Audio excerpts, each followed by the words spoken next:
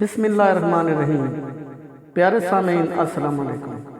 پیارے سامعین، آج ہم آپ کو ایک ایسا سبق آموز اور سچ پہ مبنی واقعہ سنائیں گے جسے سن کر آپ کی روح تک لرز جائے گی۔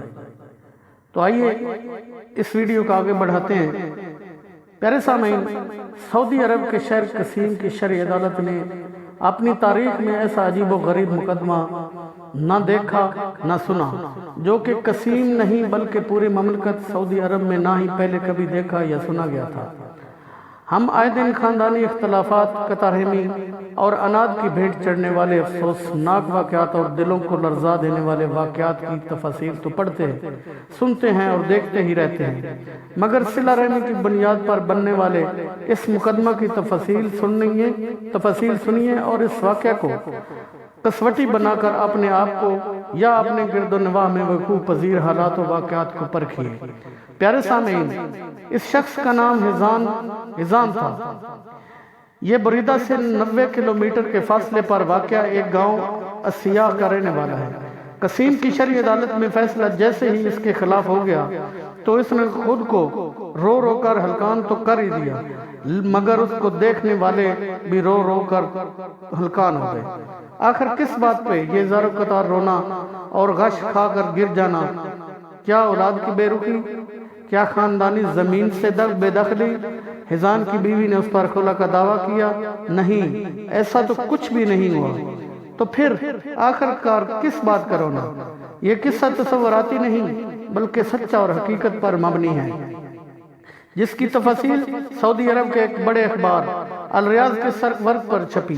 مملکت کی کئی بڑی مساجد کے منابر سے علماء کرام نے اپنے خطابات میں اس واقعہ کا ذکر کیا، سینکڑوں خطابات میں اس واقعہ کا ذکر کیا۔ عربی ویب سائٹس اور فورم پر لوگوں کی آنکھیں کھولنے والے اس واقعہ کی تلخیص آپ کے لیے حاضر ہے۔ پیارے سامعین، ہزام اپنی ماں کا بڑا بیٹا ہے۔ اکیلا ہونے کی وجہ سے سارا وقت اپنی ماں کی خدمت اور نگہداشت پر صرف کرتا تھا۔ ہزام کی ماں ایک بوڑھی اور لاچار عورت تھی، جس کی کل ملکیت پیتل کی ایک انگوٹھی تھی، جسے اگر بیچا جائے تو کوئی 100 روپے بھی دینے پر آمادہ نہ ہو۔ سب کچھ ٹھیک جا رہا تھا کہ اچانک ایک دن دوسرے شہر سے ہزام کے چھوٹے بھائی نے آ کر مطالبہ کر ڈالا کہ میں ماں کو ساتھ لے کر جانا چاہتا ہوں تاکہ وہ شہر میں میرے خاندان کے ساتھ رہ سکے۔ ہزام کو اپنے چھوٹے بھائی کا اس طرح آ کر ماں کو شہر لے جانے کا ارادہ بالکل پسند نہ آیا۔ اس نے اپنے بھائی کو سختی سے منع کیا کہ وہ ایسا نہیں کرنے دے گا۔ ابھی بھی اس کے اندر اتنی ہمت، سکت اور استطاعت ہے کہ وہ اپنی ماں کی مکمل دیکھ بھال اور خدمت کر سکتا ہے۔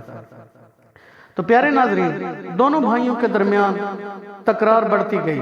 انہوں نے معاملہ عدالت میں لے جانے کا فیصلہ کیا، مگر معاملہ عدالت میں جا کر بھی جوں کا تو ہی رہا۔ دونوں بھائی اپنے موقف سے دستبردار ہونے پر آمادہ نہیں ہوئے اور عدالت پیشیوں پر پیشیاں دیتی رہی تاکہ وہ دونوں کسی حتمی نتیجے پر پہنچ سکیں، مگر یہ سب کچھ بے سود رہا۔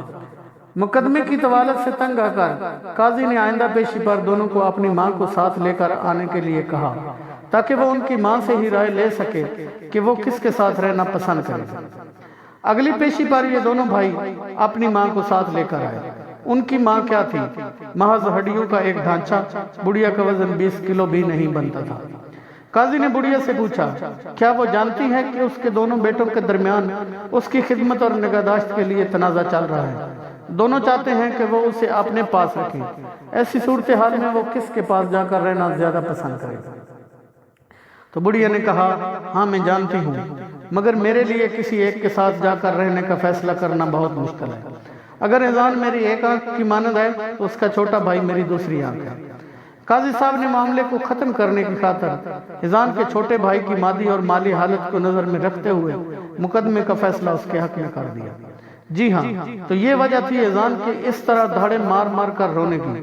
کتنے قیمتی تھے ہزام کے یہ آنسو، حسرت کے آنسو کہ وہ اپنی ماں کی خدمت کرنے پر قادر کیوں نہیں مانا گیا۔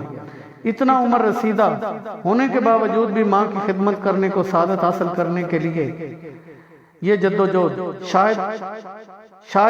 شاید یہ بات ہزام کی نہیں، بات تو ان والدین کی ہے جنہوں نے ہزام جیسے لوگوں کی تربیت کی اور انہیں ہر والدین کی اہمیت اور عظمت کا درس دیا۔ پیارے ناظرین، اگر